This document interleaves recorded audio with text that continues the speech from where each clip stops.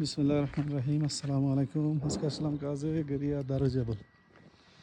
দেখেন, এইটাই গেরিয়ার লাশ সীমানা, এরপর আর কোনো নাই। দেখেন নিচে মাকুয়া, অনেক দূরে দেখা যায় মাকুয়া লাশ সীমানা, এরপর আর কোনো ঘরবাড়ি নাই।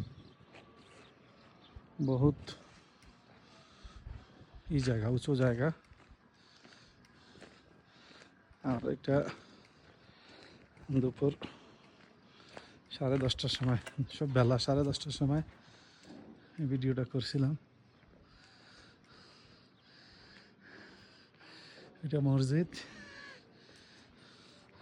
এই সাইডে এটা মাদ্রাসা।